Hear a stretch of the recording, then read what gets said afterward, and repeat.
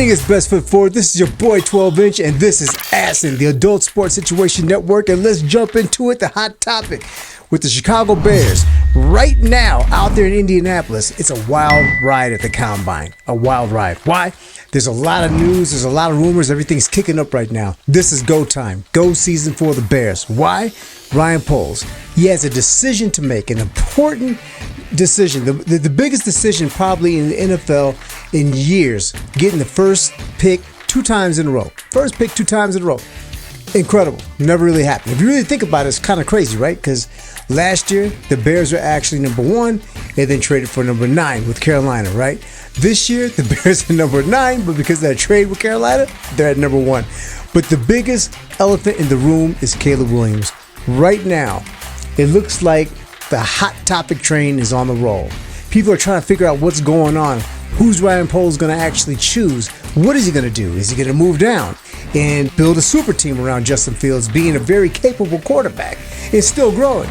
Or is he going to scrub that whole idea and just go with Caleb Williams and then try to draft somebody at 9, move back, or try to use free agency to try to plug and fill the holes?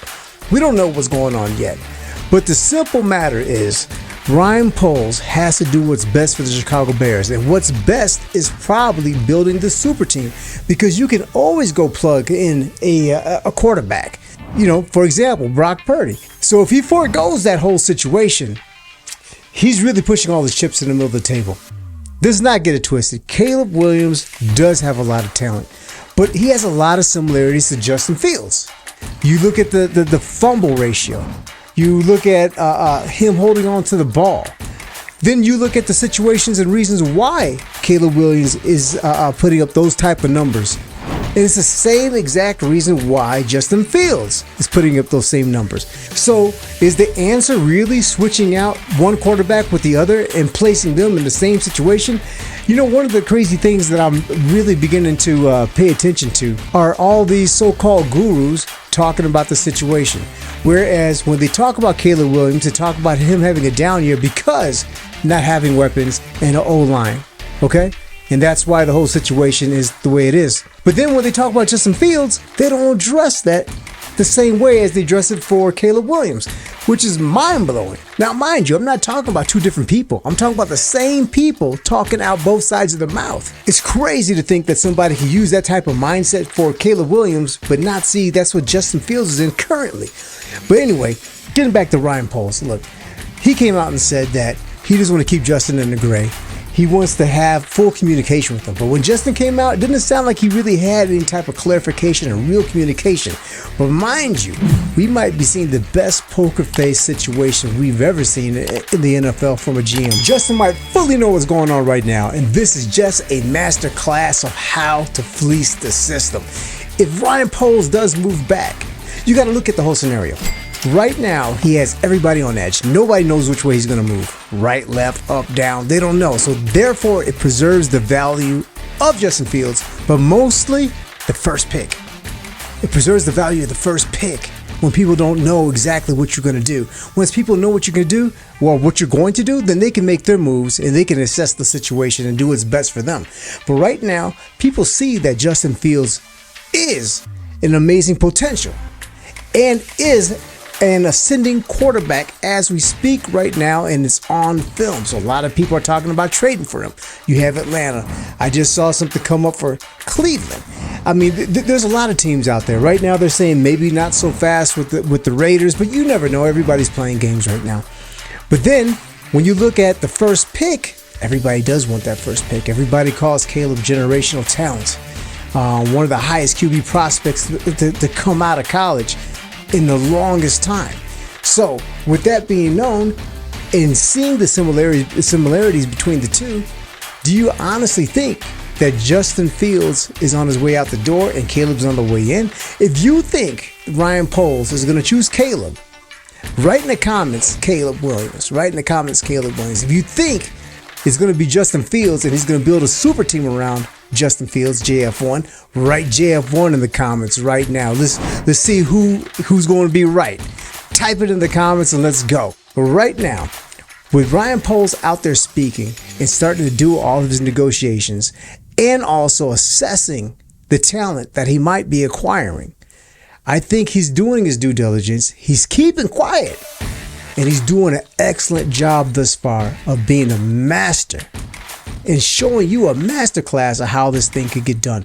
If you step back and you look at the whole situation, if Ryan Poles decides to build around Justin Fields, he could easily move down, grab Marvin Harrison Jr.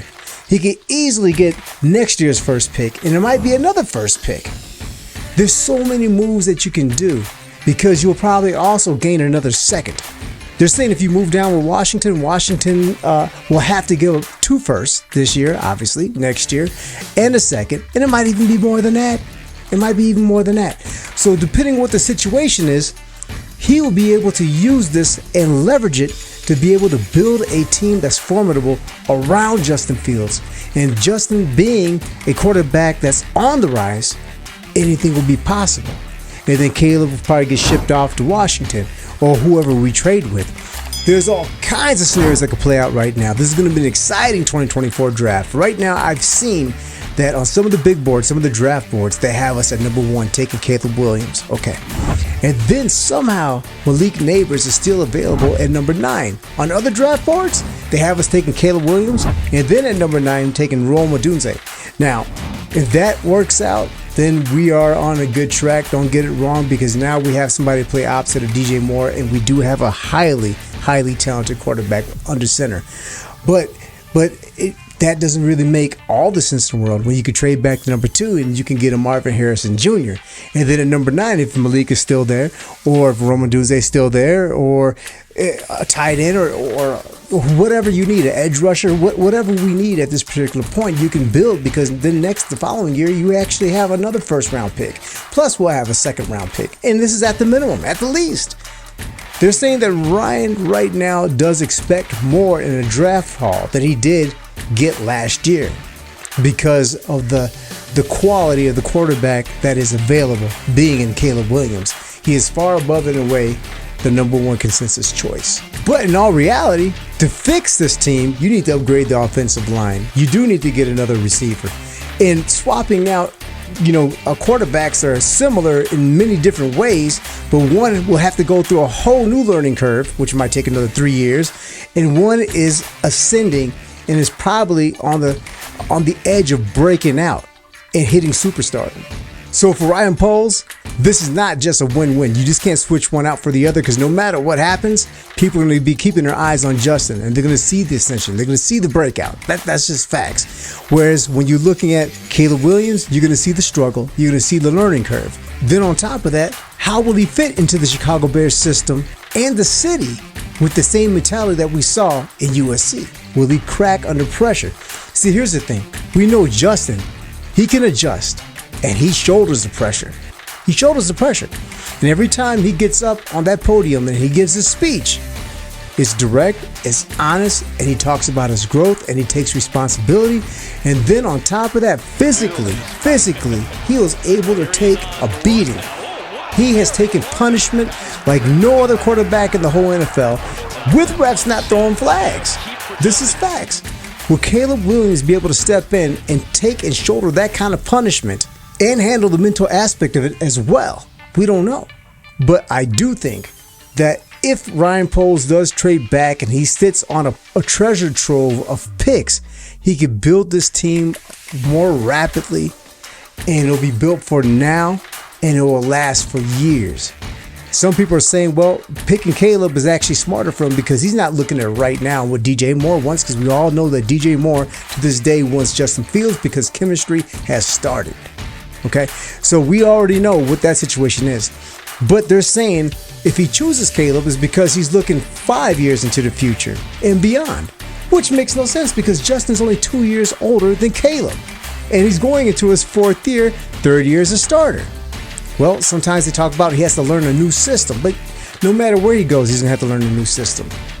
No matter what happens and who you bring in, that person, whether it's being Caleb, Drake May, or Daniels, Jaden Daniels, it doesn't matter. It's going to be a new system. What matters most is how well you know that player and what you can do for that player and how you can build around him, and knowing his habits and his teammates knowing him as well as he knows them.